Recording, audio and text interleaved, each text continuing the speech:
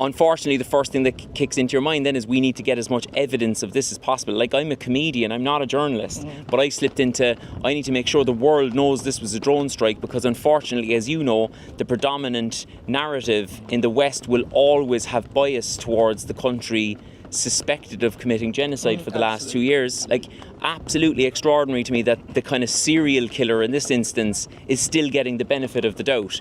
I literally got up out of bed and I could see a flashing light above that had come down on the deck here where we're sitting right here. The girls and the team upstairs started shouting that it was a drone. And to be honest, the whole thing was just surreal. I was like, we've trained for this moment. I've been making jokes about this moment just to kind of psychologically kind of survive for like the last 7 days. Now I'm in the middle of a drone strike. I mean, how could you possibly get your head around that? And it was so obvious that it was. Like, there was eyewitnesses to it. I could see the explosion. This place was on fire. People rushed upstairs. They were putting the fire out. And thankfully, they're so well drilled, or hopefully we're so well drilled, it was dealt with. I mean, and even if Israel wasn't involved, right? There's this funny thing in Ireland, and it's the same in Britain. It's like, you know, we don't know for sure Israel was involved. And of course, legally, we don't know for sure that it was Israel.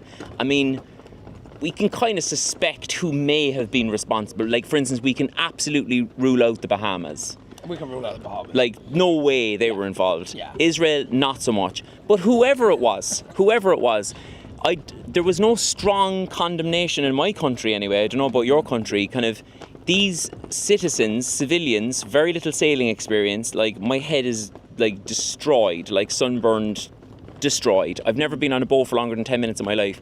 I have taken the step to get on a boat and sail to Gaza because we are so desperate as activists around the world that our governments are so weak, they do nothing, that we have to put ourselves in danger. It would have been nice if our governments had said, please don't kill these activists. At least don't kill them. At least don't kill them. Fear I would have would be that I could be killed and that my national broadcaster in Ireland will not tell my family who they believe, like from a journalistic perspective, who they believe the perpetrators were. Yeah. Instead, they'll say, I would imagine Tadhg was playing with a cigarette. He probably blew himself up, you know, the kind of stuff he gets involved with. Because they would literally go with like the Israel proxy narrative, you know, and I would genuinely have that fear. I wouldn't like for my family to see, like, in the papers, you know, terrorist fanboy blows himself up with giant cigarette. Like, I'd like them to know exactly what happened.